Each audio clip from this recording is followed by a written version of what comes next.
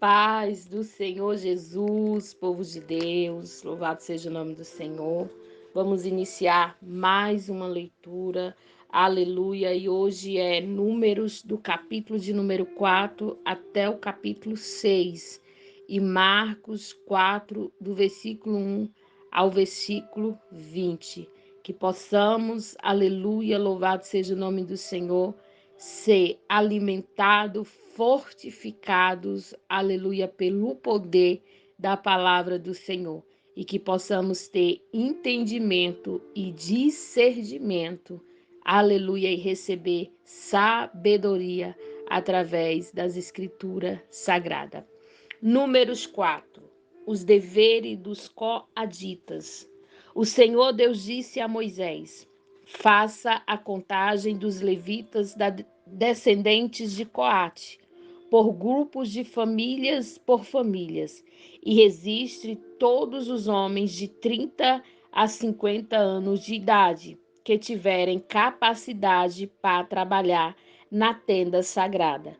O serviço dos coaditas na tenda é o de cuidar das coisas santíssimas. Quando o acampamento for desarmado, Arão e os seus filhos entrarão na tenda, tirarão a cortina que está em frente da arca da aliança e cobrirão a arca com ela. Eles porão em cima dela uma coberta feita de pele fina, e sobre essa coberta estenderão um pano azul, e depois enfiarão, aleluia, louvado seja o nome do Senhor, os cabos nas argolas da arca. Eles estenderão um pano azul em cima da mesa, onde são colocados os pães oferecidos ao Senhor, e colocarão sobre ela os pratos, as taças de incenso, as taças das ofertas e os jarros para ofertas de vinho em cima da mesa. Sempre deverá haver pão. Depois estenderão por cima de tudo isso um pano vermelho. Por cima desse pano colocarão uma coberta feita de pele fina e em seguida enfiarão os cabos nas argolas da mesa. Pegarão um pano azul e cobrirão o candelabro com as suas lamparinas, as tesouras de cortar, pavios de lamparina e os apagadores e as vasilhas necessárias para distribuir o azeite. Depois embrulharão tudo isso numa coberta feita de pele fina e colocarão sobre o cabo para carregar. Em cima do altar de ouro estenderão um pano azul e por cima colocarão uma coberta feita de pele fina e em seguida enfiarão o cabo nas argolas do altar. Depois pegarão todos os objetos usados no lugar santo, embrulharão num pano azul e cobrirão com uma coberta feita de pele fina e os colocarão sobre os cabos para carregá-lo. Eles tirarão as cinzas do altar e estenderão por cima dele um pano vermelho. Colocarão sobre ele todos os objetos usados no serviço do altar, os braseiros, garfo, as pás e as bacias, e por cima estenderão uma coberta feita de peles finas. Em seguida colocarão os cabos nas argolas no altar. Quando o acampamento for desarmado, os descendentes de Coate virão pegar os objetos sagrados somente depois que Arão e os seus filhos tiverem acabado de cobrir a tenda e todos os seus objetos. O grupo de famílias de Coate não deverá tocar nos objetos sagrados. Se fizerem isso, eles morrerão. Louvado seja Deus. São essas coisas da tenda que o grupo de famílias de Coate deverá levar. Eleazar, filho do sacerdote Arão, será responsável pela tenda e pelo azeite das lamparinas e pelo censo, pelos incensos, pelas ofertas de cereais e pelo azeite de ungir. Será ele mesmo responsável pela tenda e por todos os seus objetos. O Senhor Deus disse a Moisés e Arão: aleluia, não deixe que as famílias de Coate morram por chegar perto desses objetos sagrados, para, aleluia, evitar que isso aconteça. Arão e os seus filhos, aleluia, entrarão na tenda e dirão a cada homem o que fazer e o que carregar. Porém, os coaditas não deverão entrar, nem por um instante, para ver as coisas santas. Se fizerem isso, eles morrerão.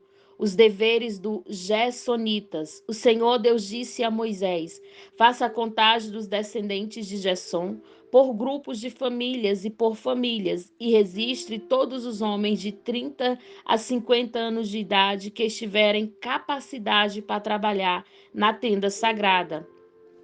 Os serviços dos Gersonitas é trabalhar na tenda e carregar. Aleluia. E carregar cargas. Eles levarão à tenda as coberturas de dentro e de fora, a coberta de pele fina e a cortina da entrada. Levarão também as cortinas do pátio, a cortina da porta do pátio que está ao redor da tenda e do altar, as suas hordas e todos os objetos que precisam para o seu trabalho. Todo o serviço dos geoditas e o que eles deverão levar e fazer estará debaixo das ordens de Arão e dos seus filhos. Eles darão ordem a respeito de tudo que devem carregar. É esse o serviço que o grupo da família de Gerson fará na tenda. O serviço será dirigido por Itamar, filho do sacerdote Arão. Os deveres dos Meraditas. O Senhor disse também a Moisés: faça uma contagem dos descendentes de Merabe, por família dos grupos de família, e registre todos os homens de 30 a 50 anos de idade que tiverem capacidade para trabalhar na tenda sagrada. O que terão de levar de acordo com o serviço dele na tenda é o seguinte: as tábuas, os cabos, as colunas e as bases da tenda, as colunas do pátio que fica ao redor da tenda, as suas bases, as estacas e as cordas, e com todos os seus objetos e com tudo que pertence ao seu serviço. Entregue a cada homem uma lista das coisas que ele deve levar. Essa é a responsabilidade do grupo de famílias de Merabe, de acordo com o serviço deles na tenda. Esse serviço será dirigido por Itamar, filho do sacerdote Arão.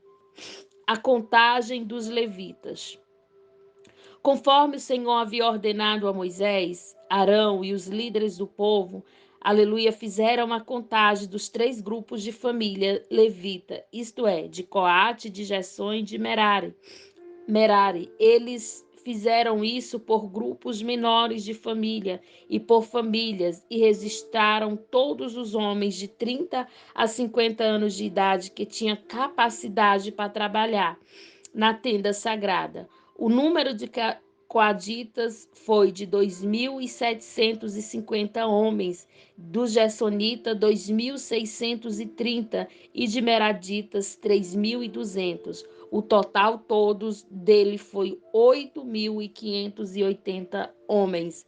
Os nomes desses homens foram colocados numa lista, como o Senhor havia ordenado a Moisés. E Moisés disse a cada um que seria a sua tarefa, qual a carga deveria carregar. A contagem foi feita de acordo com as instruções que o Senhor tinha dado a Moisés. Capítulo 5 de Números. As pessoas impuras. O Senhor Deus disse a Moisés: mande que os israelitas expulsem do acampamento todos que têm uma doença contagiosa na pele, todos os que têm corrimento no membro e todos os que estão impuros por terem tocado em algum morto. Mande para fora do acampamento o que estão impuros, seja homem ou mulheres, para que não torne impuro o lugar onde eu moro. Os israelitas fizeram como o Senhor havia ordenado a Moisés, isto é, expulsaram todas essas pessoas do acampamento. O pagamento por prejuízo. O Senhor Deus disse ainda a Moisés: diga aos israelitas o seguinte: se um homem ou uma mulher prejudicar alguém e essa pessoa está ofertando ao Senhor e por isso será culpada, Terá de confessar o pecado, devolver tudo e pagar mais um quinto para a pessoa que foi prejudicada. Mas se essa pessoa morreu e não existe parente chegado que receba o pagamento, então o culpado deverá pagar ao Senhor e o pagamento será do sacerdote. Além desse pagamento, também será entregue o carneiro que o sacerdote oferecerá em sacrifício para conseguir o perdão do pecado dessa pessoa. Todas as ofertas especiais que os israelitas entregarem ao Senhor pertencem ao sacerdote, a quem eles forem apresentados. Cada sacerdote ficará com ofertas sagradas que lhe forem apresentadas. Como saber se a esposa é fiel ou não? O Senhor Deus disse a Moisés: Fale com os israelitas e diga o seguinte: pode acontecer que uma mulher se desvie e seja infiel ao marido e tenha relações sexuais com outro homem, tornando-se impura. O marido não sabe disso, então o marido não sabe disso, pois não houve testemunha e ela não foi apanhada no ato. Mesmo assim, ele fica desconfiado. Pode acontecer também que o marido fique desconfiado, embora a mulher não tenha cometido adultério.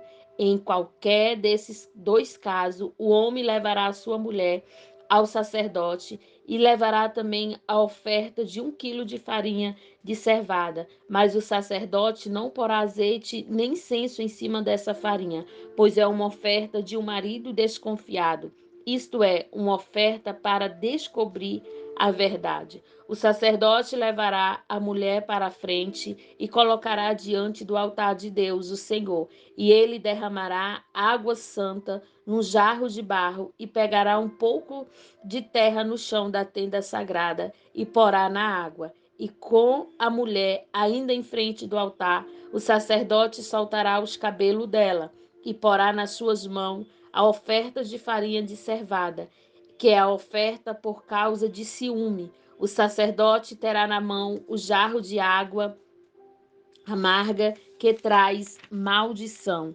Então, o sacerdote fará com que a mulher concorde com o seguinte juramento dito por ele: se você está deixando debaixo da autoridade do seu marido, não teve relações com outro homem e nem cometeu com outro homem nenhum ato que a tenha tornado impura, então que nada lhe aconteça quando beber esta água amarga que traz maldição. Mas se você foi infiel e assim se tornou impura, que o Senhor Deus faça o seu nome uma maldição no meio do seu povo, e que os seus órgãos sexuais sequem e a barriga fique inchada. Quem está que esta água entre no seu estômago e faça com que fique inchado e os seus órgãos sexuais se sequem. Então a mulher responderá: que assim seja. Aí o sacerdote escreverá essas maldições numa tira de couro e em seguida lavará as palavras para dentro da água amarga. Depois fará com que a mulher beba a água amarga que traz maldição, e a mulher sentirá dentro de si fortes dores. Porém, antes do sacerdote pegará na mão da mulher a oferta de cereal feita por causa de ciúme. Ele levantará a oferta na presença de Deus, o Senhor, e trará ao altar. Então pegará um punhado da oferta de cereais e queimará em cima do altar para lembrar que é dada a Deus. Finalmente fará com que a mulher beba a água. Se de fato a mulher cometeu adultério e ficou impura, a água entrará nela e ela sentirá fortes dores. A sua barriga ficará inchada e os seus órgãos sexuais secarão, e ela será amaldiçoada no meio do seu povo. Porém, se a mulher não cometeu adultério e foi inocente, então ficará livre do castigo e poderá ter filhos. Essa é a lei para os casos em que uma mulher casada comete adultério e se o marido ficar desconfiado, ou em um homem sem motivo ficar desconfiado da mulher, ele deverá levar a mulher até o altar de Deus, o Senhor, e o sacerdote fará que essa lei fará com que a lei manda. O marido ficará livre da culpa, mas se a mulher for culpada, sofrerá o castigo. Capítulo 6. Leis para os narizeus. O Senhor Deus disse a Moisés: fale aos israelitas e diga o seguinte: qualquer homem ou mulher que fizer uma promessa especial de ser narizeu e dedicar ao serviço do Senhor Deus, não deverá beber vinho e nem cerveja, não deverá beber nenhum tipo de vinho, nem qualquer outra bebida feita de suco de uva, e não comerá uvas frescas e nem passas. Enquanto for narizeu, não comerá nada que venha da parreira, nem mesmo as sementes ou as cascas das uvas. Durante todo o tempo do seu voto de narizeu, não deverá cortar o cabelo e nem fazer a barba, até acabar o tempo que ele se separou para se dedicar ao Senhor Deus.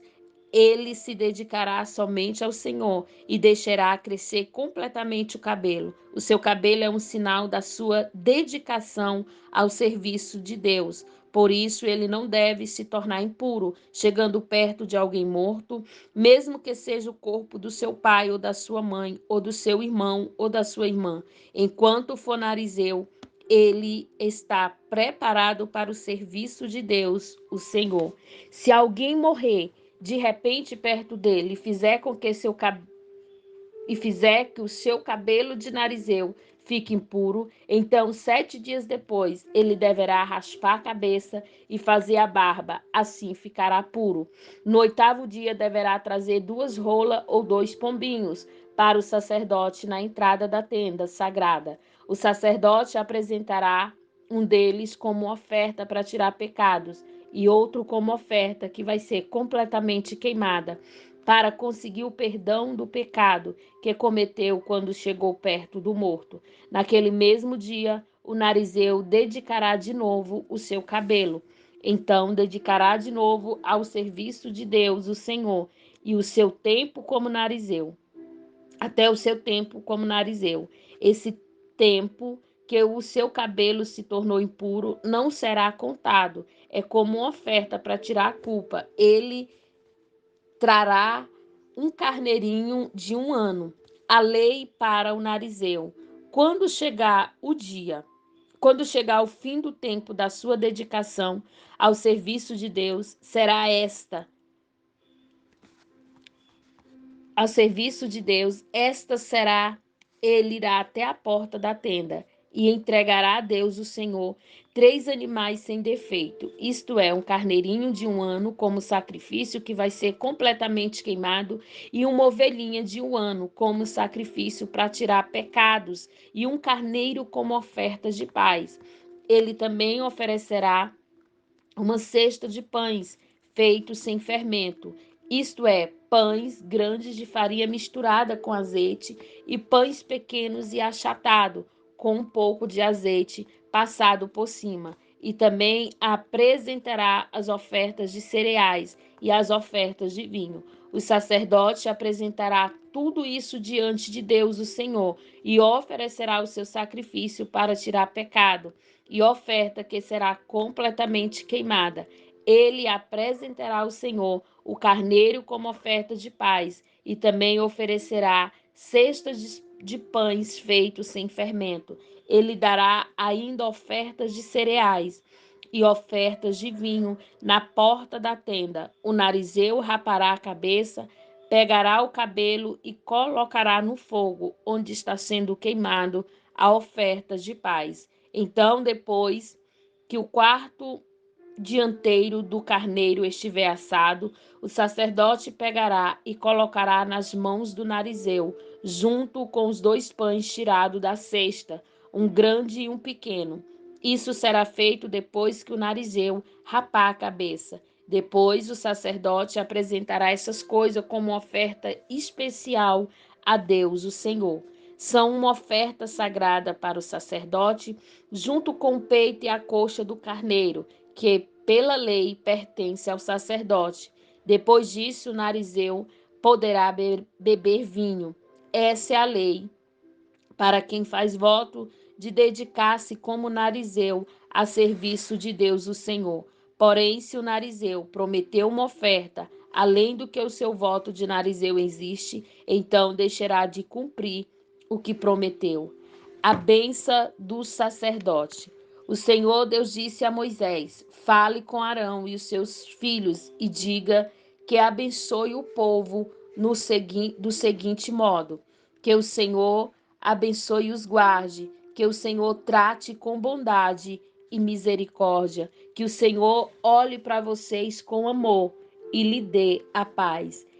E Deus disse: assim Arão e os seus filhos pedirão as minhas bênçãos para o povo de Israel, e eu os abençoarei.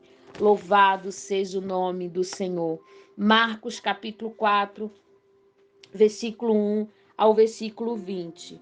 O semeador. Jesus começou a ensinar outra vez no lago da Galileia, e a multidão que se juntou em volta dele era tão grande que ele entrou e sentou-se num barco na praia, onde o povo estava. Jesus usava parábolas para ensinar muitas coisas e ele dizia: escutem, certo homem saiu para semear e quando estava espalhando as sementes, algumas caíram na beira do campo e os passarinhos comeu tudo. Outra parte das sementes caiu num lugar onde havia muitas pedras e pouca terra.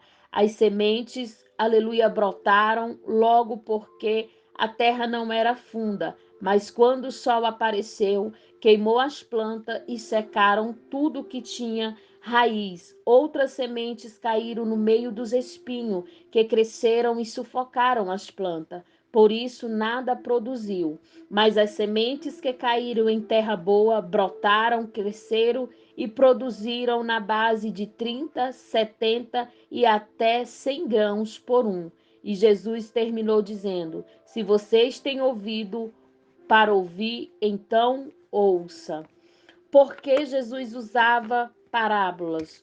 Quando a multidão foi embora, as pessoas que ficaram começaram junto com os 12 a fazer perguntas a Jesus sobre parábolas. Jesus disse a ele: a vocês Deus mostra o segredo do seu reino, mas os que estão fora do reino, tudo é ensinado por meio de parábolas, para que olhe e não enxerguem nada, e para que escute e não entenda, senão eles voltariam para Deus e ele os perdoaria. Jesus explica a parábola do semeador. Então Jesus perguntou: se vocês entendessem essa parábola, como vão entender as outras? E continuou: o semeador semeia a mensagem de Deus. Algumas pessoas que a ouvem são como as sementes que caíram na beira do caminho. Logo ouve, Satanás vem e tira a mensagem que foi semeada no coração dela. Outras pessoas são como as sementes que foram semeadas, que havia muitas pedras. Quando ouve a mensagem, elas aceitam, logo com alegria. Mas depois de pouco tempo, essas pessoas abandonam a mensagem porque ele não criou raízes nela. E quando, por causa da mensagem chegar, os sofrimentos, as perseguição, elas logo abandonam a sua fé. Ainda outras são parecidas como as sementes que foram semeadas no meio dos espinhos. Elas ouvem a mensagem, mas quando aparecem as preocupações deste mundo, a ilusão das riquezas e as outras ambições, essas coisas sufocam a mensagem e elas não produzem fruto. E existe aquelas pessoas que são como as sementes que foram semeadas em terra boa. Elas ouvem e aceitam a mensagem e produzem uma grande colheita, umas 30, outras 60 e outras 100 vezes mais do que foi semeado. Essa foi a nossa leitura de hoje. Que o Senhor em Cristo vos abençoe.